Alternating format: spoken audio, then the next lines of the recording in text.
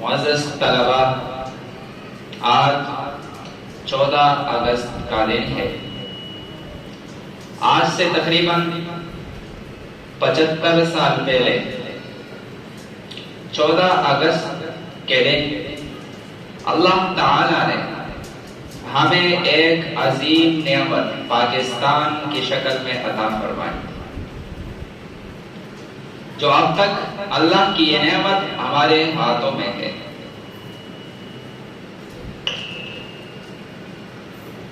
اللہ تعالیٰ کی یہ نعمت اللہ تعالیٰ نے ہمیں کیسے دی، پاکستان قائم کیسے ہوا، پاکستان وجود میں کیسے آیا۔ آج کا آپ باہر کی دنیا میں دیکھو گے، کوئی سکالر، کوئی مجدد، کوئی بھی روشن خیال جب 14 اگست کے دن اپنے ادارے، اسکول، کالج، چوراہے میں مجلس قائم کرتا ہے تو وہ کہتا ہے کہ بھائی پاکستان ہمارا ہے، ہمارے جدوجہد سے یہ آزاد ہوا ہے، اس میں علماء اور مدارس اور مشائخ کا کوئی کردار نہیں ہے۔ تھوڑی سی بات اس پر کر دیتے ہیں کہ آیا پاکستان کے وجود اور اس کے قیام میں علماء کا کوئی کردار ہے یا نہیں ہے؟ اصل میں وہ لوگ جو کھڑے ہو کر کہتے ہیں کہ پاکستان ہمارا ہے، اس میں علماء کا کوئی کردار نہیں ہے، وہ سمجھتے ہیں کہ پاکستان کا وجود میں آنا یہ ایک عجوبہ اور ایک واقعہ تھا۔ رات کو لوگ سوئے اور صبح اٹھے اور کہا پاکستان وجود میں آ گیا، تو یہ ایک عجوبے سے کم نہیں، اسی طرح کوئی کام نہیں ہوتا۔ اصل میں پاکستان جو وجود میں آیا ہے، اس کے پیچھے جو فلسفہ ہے اور بنیاد ہے وہ ہے تحریک آزادی۔ تحریک آزادی تو ایک ہے قیام پاکستان اور ایک ہے تحریک آزادی، دونوں باتوں کو الگ الگ سمجھنا ضروری ہے۔ قیام پاکستان تو یہ ہے کہ پاکستان بن گیا، لیکن تحریک آزادی کا مطلب یہ ہے کہ یہ پاکستان جو بنا ہے، آزادی ہمیں حاصل ہوئی ہے، اس کے لیے پیچھے تحریک کس نے چلائی، جدوجہد کس نے کی۔ تو لہٰذا ہم دیکھتے ہیں کہ جب انگریز ہندوستان کے اوپر غالب اور مسلط ہوا تو سب سے پہلے انگریز کے خلاف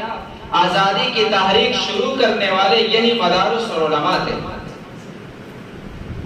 سب سے پہلے 1822 کے لگ بھگ میں حضرت شاہ عبدالعزیز رحمت اللہ تعالی علیہ نے فتویٰ دیا کہ ہندوستان ابھی دارالحرب ہے، دارالاسلام نہیں ہے، یہ دارالکفر ہے، دارالحرب ہے۔ دارالحرب کا مطلب یہ تھا، اس فتوے کا مقصد یہ تھا کہ ابھی ہندوستان کے مسلمانوں کے لیے ہندوستان میں انگریز کے تسلط کے ماتحت رہنا یہ جائز نہیں ہے، حرام ہے، اور مسلمان کے اوپر فرض ہو چکا ہے کہ وہ اپنے لیے الگ ایک ریاست، اپنا الگ ایک وطن آزاد حاصل کرے جس میں وہ اسلام کے اوپر آزادانہ عمل درآمد کر سکے۔ تو سب سے پہلے تاریخ شروع ہوتی ہے حضرت شاہ عبدالعزیز رحمت اللہ تعالیٰ کے فتوے سے۔ یہ کوئی چھوٹے آدمی نہیں تھے، یہ شاہ ولی اللہ محدث دہلوی کے فرزند ہیں اور یہ ہمارے مشائخ کے استاذ اور ان کے پیر ہیں۔ لہٰذا انہی کے فتوے کو لے کر شاہ اسماعیل شہید رحمت اللہ تعالیٰ علیہ، سید احمد شہید رحمت اللہ تعالیٰ علیہ، حاجی امداد اللہ مہاجر مکی رحمت اللہ تعالیٰ علیہ اسی فتوے کے تناظر میں اور اسی فتوے کے روح کو لے کر وہ تحریک آزادی شروع کر دیتے ہیں۔ آپ اور میں جب بالاکوٹ اور ناران اور کاغان کی سیر کے لیے چلتے ہیں تو وہاں کے لوگ ہمیں کہتے ہیں یہ شاہ اسماعیل کا مقبرہ ہے اور یہ سید احمد شہید رحمت اللہ علیہ کا مقبرہ ہے، یہ شہداء کا قبرستان ہے۔ بھائی یہ شہداء یہاں سے بارش کی طرح برس پڑے تھے، کہاں سے آئے تھے؟ تو جب ہم ان کی تاریخ اٹھاتے ہیں اور دیکھتے ہیں تو وہ پنجاب سے ہوتے ہوئے ہمارے کے پشاور وغیرہ سماج پٹاگرام سے ہوتے ہوئے وہ بالاکوٹ تک پہنچے اور ان علاقوں کو غیروں کے تسلط سے آزاد کرتے کرتے وہاں بلاکوٹ تک پہنچے اور وہاں اپنوں کی غداری کی وجہ سے سب نے جام شہادت نوش فرمائی۔ یہ تحریک آزادی اور یہ تحریک آزادی کا ایک سلسلہ تھا جو شاہ عبدالعزیز رحمت اللہ تعالی علیہ کے فتوے کے روح سے ان حضرات نے شروع کیا تھا اور کہاں سے کہاں تک انہوں نے اپنا ملک آزاد کیا تھا، لیکن آخرکار انہوں نے شہادت پائی اور یہ تحریک آگے نہ بڑھ سکی۔ اسی فتوے کے روح سے علماء دیوبند کے سرخیر حضرت قاسم نانوتوی رحمت اللہ تعالی علیہ، رشید احمد گنگوہی رحمت اللہ علیہ اور اسی طرح دیگر حضرات شاملی کا میدان انگریز کے ساتھ گرم کرتے ہیں اور آزادی کے لیے جدوجہد کرتے ہیں۔ اور اسی تاریخی آزادی کا سلسلہ حضرت حسین احمد مدنی رحمت اللہ علیہ کا فتویٰ بھی ہے کہ انہوں نے فتویٰ دیا کہ انگریز کے فوج میں بھرتی ہونا حرام ہے۔ انگریز جج نے بلایا، کہا کہ حسین احمد مدنی کیا آپ کو پتا ہے جو آپ نے فتویٰ دیا ہے اس کی سزا کیا ہے؟ کہا کہ سزا کا پتہ ہے، اسی وجہ سے تو کفن نکال کر اس کے سامنے لہرایا کہ دیوبند سے کفن اپنے ساتھ لے کر آیا۔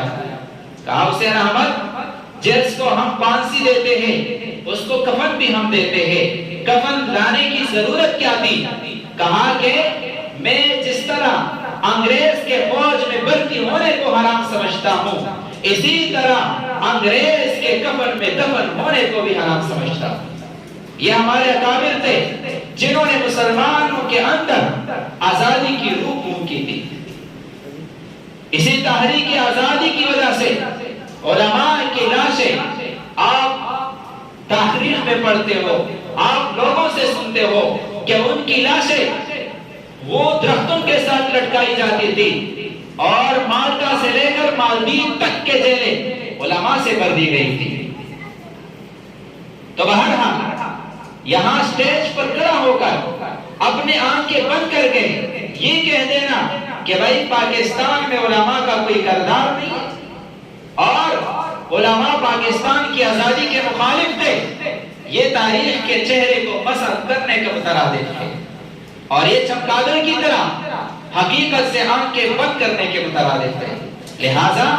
پاکستان کا قیام اور وجود یہ علماء اکرام کے جدوجہد سے اور ان کی تحریک آزادی کے نتیجے میں یہ وجود میں آیا ہے۔